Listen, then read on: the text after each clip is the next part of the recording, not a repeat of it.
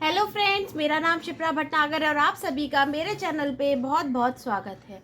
मैं पिछले कुछ टाइम से बिजनेस मोटिवेशनल स्टोरीज़ की एक सीरीज़ लेके चल रही हूँ, जिसमें आपको इंस्पायर करेंगी लाइफ में आगे बढ़ने के लिए और अपना खुद का स्टार्टअप स्टार्ट करने के लिए। तो चलिए स्टार्ट करते हैं। आज की स्टोरी है एक फेमस व्यक्ति, फेसबुक के ओनर मार्क जुकरबर्ग की। तो चलिए स्टार्ट करते हैं। अगर हम लगन मेहनत से चाहें तो कुछ भी हासिल कर सकते हैं और छोटे से आइडिया पर अगर हम लगातार काम करते हैं तो हम उसे एक बड़ा बिजनेस भी बना सकते हैं। ऐसे ही कुछ हुआ मार्क जुकरबर्ग के साथ। मार्क जब कॉलेज में पढ़ते थे तो उनको एक लड़की से प्यार हो गया था और यंग लड़के की तरह उन्होंने उस लड़की को अप्रोच किया, लेकिन उस लड़की ने उनको रिजेक्ट कर दिया। इसी के साथ उनकी बहुत ज़्यादा इंसल्ट हुई। इससे मार्क बहुत ज़्यादा प्रभावित हुए और उनको ये बात बहुत ज़्यादा बुरी लगी कि एक लड़की ने उनकी इंसल्ट कर दी है, जस्ट उन्होंने क्योंकि उसको अप्रोच किया था। तो उन्होंने उस लड़की से बदला लेने के लिए अपने एक वेब पेज बनाया और उस पर उसको कुछ बुरा भला लिख रहे थे, उसकी फ़ोटो शेयर कर रहे थे। क्योंकि उस समय वो यूनिवर्सिटी में पढ़ते थे तो वो कॉलेज की पॉलिसी के अगेंस्ट था, इसलिए जो यूनिवर्सिटी और उन्होंने सर्वर से ही वेब पेज बनाया था तो उन्होंने उस पेज को डिलीट कर दिया।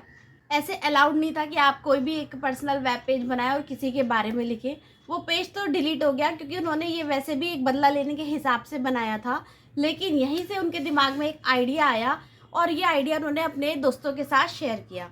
उन्होंने बोला कि क्यों ना एक इस तरह की वेबसाइट बनाई जाए जहाँ पर लोग अपनी सुंदर सुंदर फ़ोटो पोस्ट करें, एक दूसरे से कनेक्टिविटी बढ़ाएं, एक दूसरे से आपस में बातचीत कर सकें। और इस सोच के साथ उनके एक दोस्त को ये आइडिया बहुत अच्छा लगा और दोनों ने मिलकर साथ में काम किया और रात दिन की कड़ी मेहनत के बाद उन्होंने एक ऐप बनाई जिसका नाम था फेस ऐप। लेकिन जब वो मार्केटिंग करने उस ऐप की निकले तो उनको वो नाम थोड़ा सा सूट नहीं हो रहा था, तो उसने उनका नाम बदल के, मार्क ने फेस ऐप का नाम बदल के कर दिया फेसबुक। और इस तरीके से फेसबुक की वेबसाइट उन्होंने लॉन्च कर दी। शुरुआत में फेसबुक को सिर्फ लोकल लोगों ने यूज़ किया, लेकिन बाद में देखते ही देखते पूरी दुनिया भर में फेमस हो गया और इस पर बहुत सारे लोग इसको उपयोग करने लगे। ऑल ओवर वर्ल्ड फेमस हो गया और बहुत सारे लोग इसको अपने चैटिंग के लिए यूज़ करने लगे और सबसे ज़्यादा पसंदीदा चैटिंग ऐप बन गया फेसबुक, जहाँ पर लोग अपनी फ़ोटो शेयर करते, अपनी बातें शेयर करते और एक दूसरे के साथ मिलकर बातें भी क्या करते थे, कनेक्शन बिल्ड किया करते थे।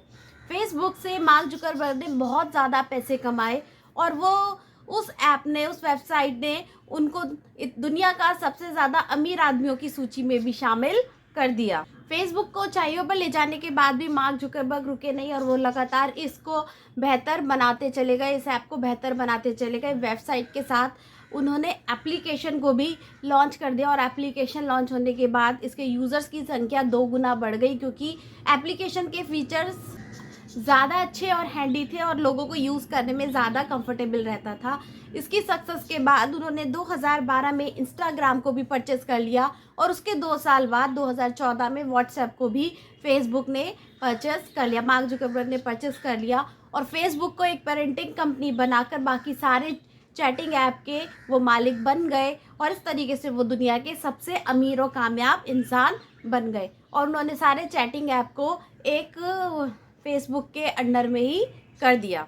आज दुनिया भर में फेसबुक के करोड़ों यूज़र्स हैं और फेसबुक के साथ इंस्टाग्राम और व्हाट्सएप के भी करोड़ों यूज़र्स हैं। इस तरीके से उन्होंने अपनी कड़ी मेहनत लगन से अपने फेसबुक को इतनी ऊंचाइयों पर पहुंचा दिया कि आज उनकी 7 पुश्तें बैठ के आराम से खा सकती हैं, बिना कुछ काम किए भी उनकी 7 पुश्तें बैठ के आराम से खा सकती हैं।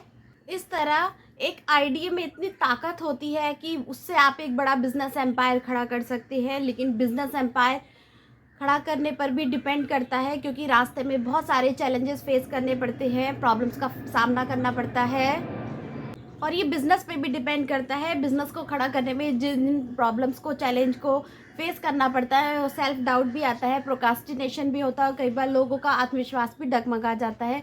लेकिन आप अपनी लगन मेहनत से अगर उस आइडिया पे लगे रहते हैं और लगातार बिना रिजल्ट के एक्सपेक्टेशंस के कर्म करते रहते हैं, आगे बढ़ते रहते हैं, तो आपको आपकी मंजिल ज़रूर मिलती है और आप एक बहुत बड़ा बिजनेस और बहुत बड़ा एम्पायर खड़ा कर सकते हैं। तो आई होप आपको मेरी स्टोरी अच्छी लगी होगी। अगर अच्छी लगे तो प्लीज़ लाइक कीजिए, दोस्तों के साथ शेयर कीजिए और चैनल पे नए हैं तो सब्सक्राइब कीजिए और ऐसी मज़ेदार स्टोरी के लिए मेरे चैनल पर बने रहिए। तब तक के लिए गुड बाय।